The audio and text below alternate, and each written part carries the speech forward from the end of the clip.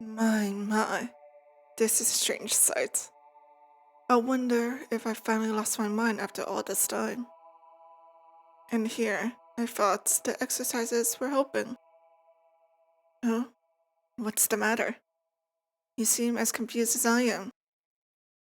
Do you not even know how you got here? Because I certainly don't. A dream? How funny. I'm the one who feels like they're dreaming. But then again, you don't seem to be here physically. So, perhaps it's true. Astral projection maybe? But I've never heard astral projection to other planes. Perhaps it's true what they say, that dreams are windows to other worlds. But listen to me, Rambo. It's been very long since I've talked to someone other than myself. Tell me, what is your name? What a strange name. I'm not sure I could even pronounce that. What was that first sound again? Odd. Come to think of it, given how long I've been here, my native tongue is probably dead. You speak a completely different one. Strange that we can understand each other in that case. Anyway, I'll just call you Dreamer. There's not much point in me giving you my name. I imagine you wouldn't have any more luck pronouncing mine. Most people know me as the Cursed, anyway.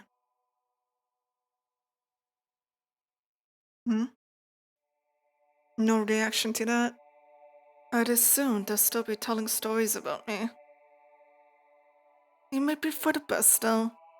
I don't imagine stories about me would be particularly flattering.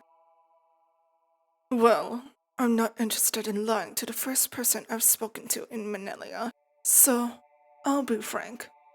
I'm not a good person. In fact, I'm here because I'm responsible for nearly wiping out humanity. Intentionally. The details are something I'd like to save for another time. Let it suffice to say that I'm a being of great magic, and I judge all humankind to be worthy of extinction. It would take a lifetime to name every person I've killed. Poor little dreamer. If you weren't already asleep, I'd say you look like you could faint. Rest assured, you're in no danger. I'm all but powerless now, and you're not even really here. I underestimated your species' will to survive. Your ancestors sacrificed quite a lot to stop me. When I was within reach of my goal, they struck me down with a potent spell. My magic was ripped out of my very essence, and I was thrust out of reality, into this wasteland that lies in between everything. A being like me isn't capable of death, so I've been here ever since, wandering the ways. It has been nothing short of maddening. For what it was worth, I've mellowed out over the years. What I was doing seemed so important at the time. I thought it was my duty to the world. But with nothing to do but think, my old way of thinking started to seem petty, backwards even. Certainly, I only have myself to blame for my situation. I can't fault your kind for defending themselves, so I can only think that it is immensely foolish of me to push you so far. If I could do it all over again, I think I'd have tried a more benevolent approach. Use my magic to make your lives better and win your adoration. It would have been easier to ask to change your ways then. Of course. You're a fool if you take me at my word. I'll say anything if I thought it had the slightest chance of getting you out of here. It probably doesn't matter in the end. I'm not sure how you managed to get here, but I doubt there's any way you or I could take advantage of it. Though, perhaps, do you mind if I try to touch you? I want to confirm something.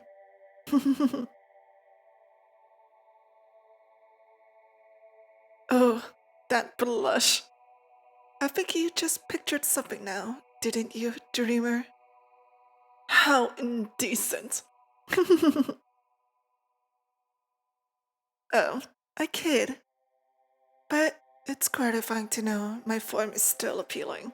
My captors tried to turn me into a hideous beast on top of everything else, just to make me more miserable. But I managed to keep control of that at least.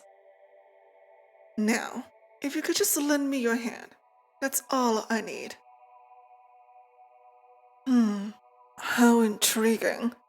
You're not really here physically, but there is something. I feel a tingling sensation when I pass my hand through you. This isn't as simple as astral projection or a mere dream. You're quite the little enigma, dreamer. And, perhaps, a useful one too.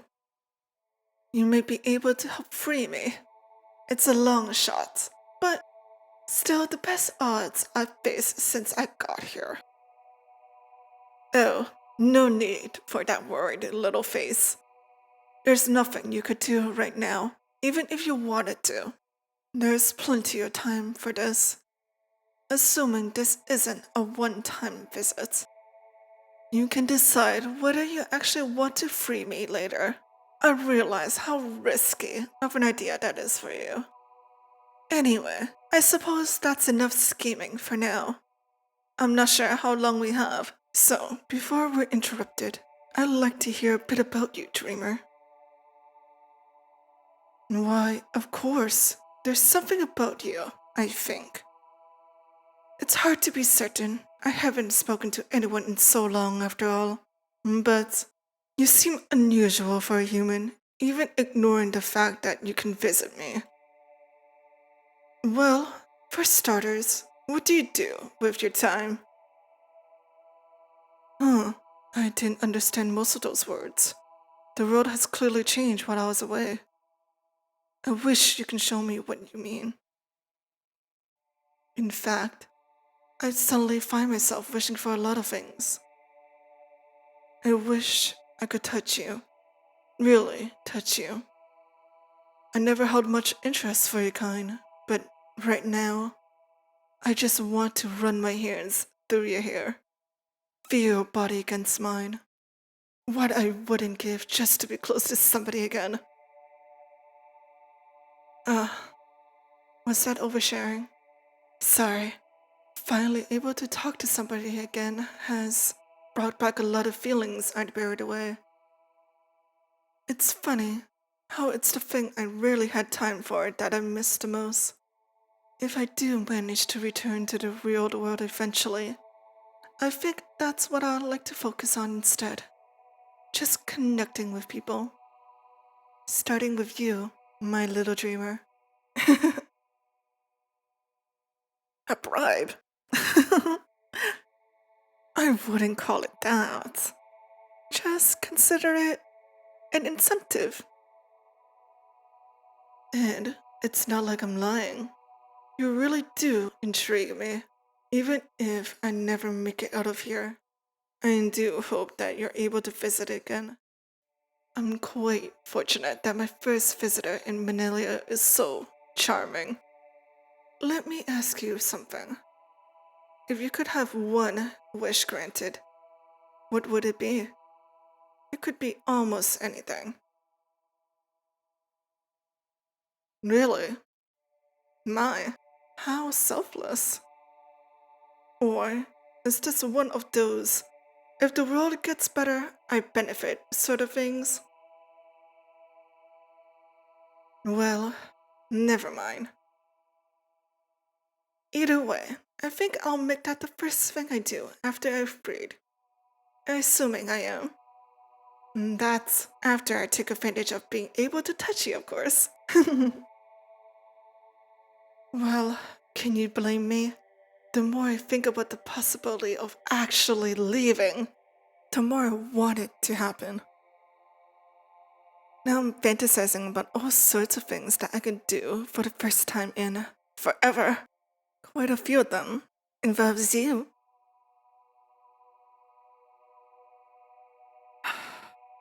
Of course, you're still a fool if you believe any of what I'm saying.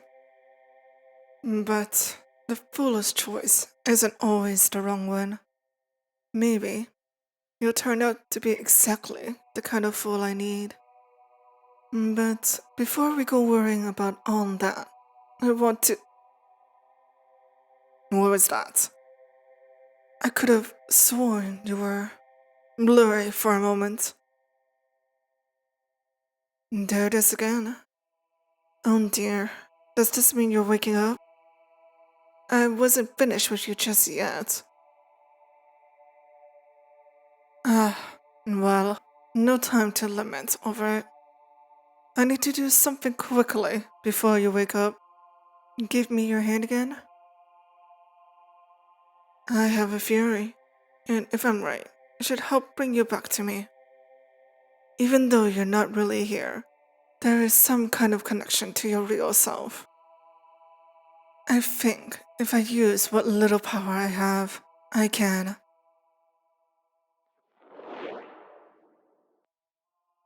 There, I put some of myself into you. Now, there should be a psychic link between us. You'll be able to see it when you wake up as a mark on your hand appears that only you can see. That way, you'll know it was all real. And best of all, when you go to sleep again, I can use this to guide you back to me. I couldn't stand it if I couldn't see you again. I think this is it. Take care, little dreamer. I'll see you again soon.